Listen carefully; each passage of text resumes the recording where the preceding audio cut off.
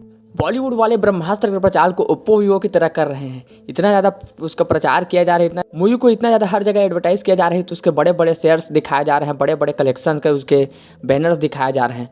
तो देखिए, तो ब्रह्मास्त्र मूवी के ऑडियंस जो है कंफ्यूज में है कि ऑडियंस जो जा रही है उनका रिव्यू देख रहे हैं तो लग रहा है कि भाई साहब क्या कहानी समझ में नहीं आ रहा है, और दूसरी तरफ देख रहे हैं कि हाउसफुल बुकिंग दिखाया जा रहा है। और वहीं अगर कोई ऑडियंस की जनता को देखे सोशल मीडिया पे वो फोटो खींच के डाल रहे हैं कि हमारे थिएटर्स हमारे यहाँ बिल्कुल खाली पड़े हैं। तो आखिर ये हो क्या रहा है, ब्रह्मास्त्र हिट है या फ्लॉप है, ये किसी को समझ में नहीं आ रहा है।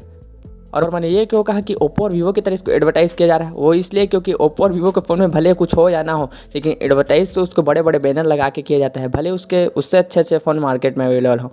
तो उसी तरह से ब्रह्मास्त्र के बचाने के लिए बॉलीवुड इतना ज़्यादा प्रयास कर रहा है, इतना ज़्यादा मेहनत कर रहा है, क्योंकि अगर ब्रह्मास्त्र धराशायी होगी बॉक्स ऑफिस पर तो बॉलीवुड के लिए बहुत बड़ा झटका होगा, बॉलीवुड के अस्तित्व पर खतरा आ जाएगा। वहीं जो है ब्रह्मास्त्र के जो प्रोड्यूसर्स है, जो मेकर्स है, वो बता रहे हैं कि भारत से ज़्यादा कमाई ब्रह्मास्त्र जो है विदेशों में कर रहा है। भारत में इतना कलेक्शन है बताया जा रहा है, जबकि वो ग्रॉस है।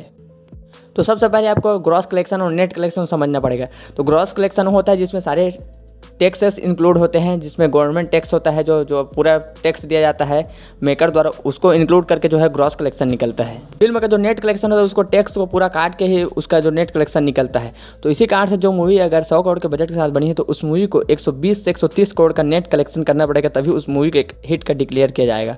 तो इसी कारण से जो है ब्रह्मास्त्र की मूवी जो है वो ग्रॉस कलेक्शन दिखाते जा रहे हैं, पूरा world wide gross collection, India का ग्रॉस कलेक्शन, लेकिन वो नेट कलेक्शन नहीं बता रहे, क्योंकि अगर बताया जा रहा है कि ब्रह्मास्त्र मूवी जो है वो 400 से 450 करोड़ के बजट के साथ बनाया जा रहा है। यहाँ तक तो कंगना रनौत ने ट्वीट करके ये भी कहा है कि ब्रह्मास्त्र मूवी का जो कॉस्ट है वो 650 करोड़ के आसपास है। तो चलो अगर हम लोग मान लेते हैं कि ब्रह्मास्त्र का जो बजट है वो 410 करोड़ है, तो अगर मूवी ब्रह्मास्त्र का अगर बजट 410 करोड़ है तो उस मूवी को कम से कम 450 से लेकर 500 करोड़ नेट कलेक्शन करना पड़ेगा, तभी तो उस मूवी को हम हिट कह सकते हैं।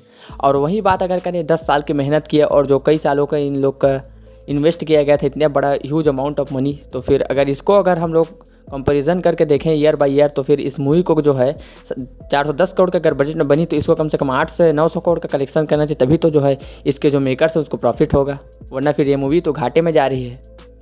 तो यही कहना था कंगना रनौत का कि मेरी मूवी जो धाकड़ थी और जो मणिकर्णिका थी उसको ये लोग हिट तक नहीं मानते हैं, जबकि वो प्रॉफिट में गई थी।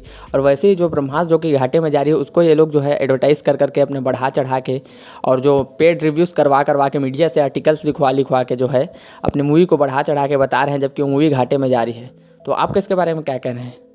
क्योंकि जो ब्रह्मास्त्र के मेकर्स है वो तो बता रहे हैं कि शोज़ जो है इसके एडवांस बुकिंग हाउसफुल चल रहे हैं और शोज़ हाउसफुल चल रहे हैं, इसके सीट्स नहीं मिल रहे हैं। और जबकि अब कई जगह सोशल मीडिया पे आप जाकर देखो तो रिव्यूज़ देखोगे तो लोग इसको गाली दे रहे हैं। लोग जो है अपने सोशल मीडिया अकाउंट्स में फ़ोटो शेयर कर रहे हैं कि हमारे यहाँ तो हाउसफुल कहाँ, हमारे यहाँ तो कोई देखने ही नहीं आ रहा है।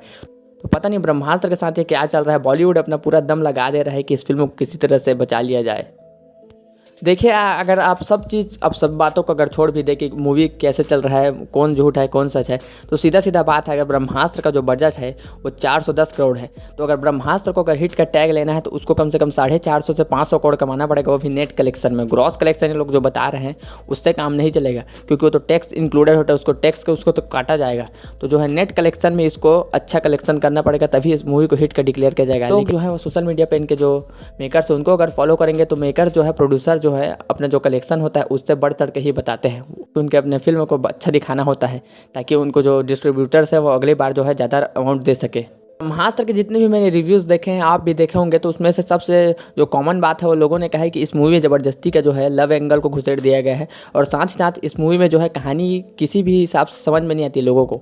तो इसके बावजूद भी कौन से लोग हैं जो इस मूवी के लिए एक्साइटेड हो रहे हैं। अरे बाप रे, ये तो धोती खोल रहा। तो हमारा तो यही मानना है कि आप देखिए नेट कलेक्शन और ग्रॉस कलेक्शन को देखिए और फिल्म का बजट निकालिए और उसके बाद जो इसके कलेक्शन को देखिए, तो इसी से जो है इसको हिट या फ्लॉप डिक्लेयर किया जा सकता है। तो देखते हैं कि बॉलीवुड इस ब्रह्मास्त्र बॉलीवुड को उबार पाता है कि नहीं, या फिर ये भी ले डूबेगा बॉलीवुड को। और तो बने रहो चैनल के साथ।